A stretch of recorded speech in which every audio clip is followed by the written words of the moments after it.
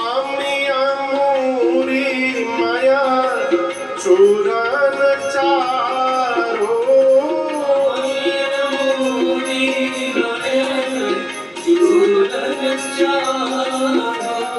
समन सकल भव रुज परिवारो,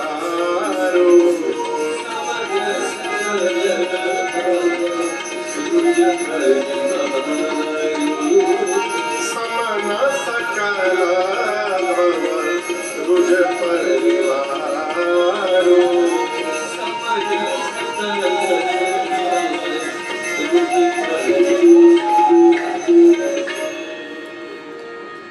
पूज्यपाद गोस्वामी तुलसीदास जी अपने गुरुदेव भगवान के श्री चरण में जो रज लगे हैं, रज समझते हैं ना द्विवेदी जी, धूल, उस धूल की वंदना करते हैं। चरण को तो छोड़िए, चरण में जो धूल है उसकी महिमा दर्शन करिए। क्या है वो? स्वामी जी कहते हैं, सुरुचि सुबास सरस अनुरागा,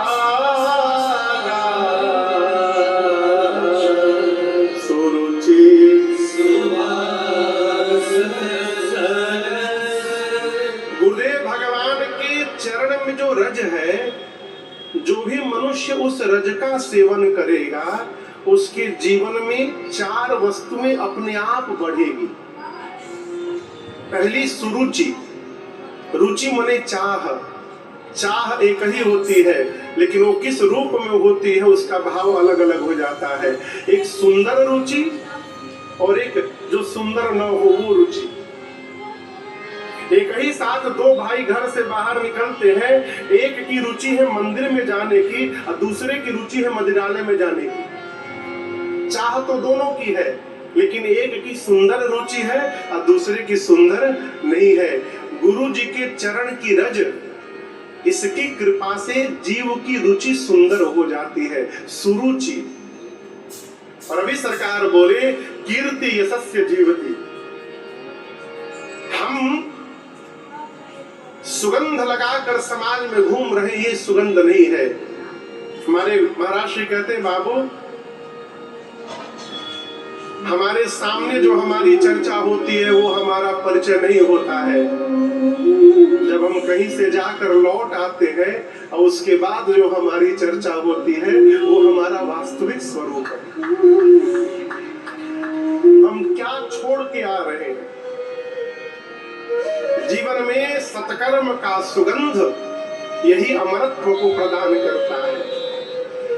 जीवन में हमारे द्वारा समाज के प्रति सुंदर कर्म हो जाए, यही पुष्प बनकर जीवन भर हमको, हमारे जीवन को सुगंधित करता रहेगा और समाज में वो सुगंध फैलाता रहेगा। ये सुबास है। ये सुबास कैसे जन्म लेगा? तो सुरुचि होगी तब। जैसी चाह होगी वैसा कर्म होगा, जैसा कर्म, जैसी चाह होगी वैसा चित्त होगा। पहले जैसा चित्त होगा वैसा कर्म होगा, जैसा कर्म होगा वैसा चरित्र होगा, और जैसा चरित्र होगा समाज में वैसा हमारा चित्र होगा। ये पूरी कड़ी है, एक के बाद एक। सुरुचि, सुरुचि के बाद सुबास।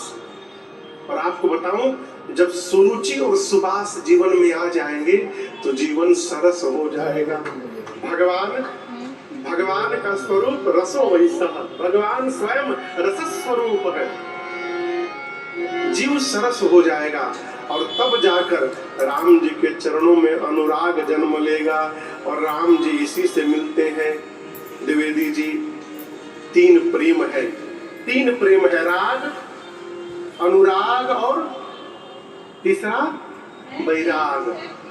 फिर से बोलिए, राग, दूसरा अनुराग, तीसरा वैराग। ये है का महाराज?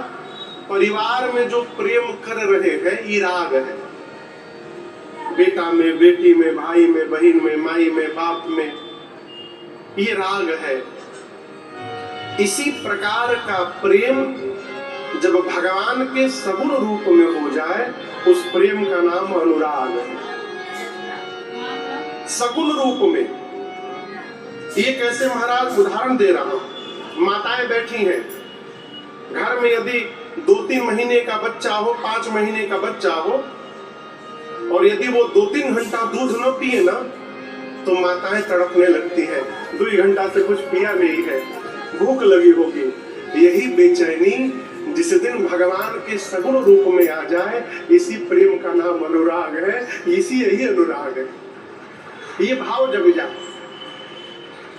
ऐसा भाव जगा है का?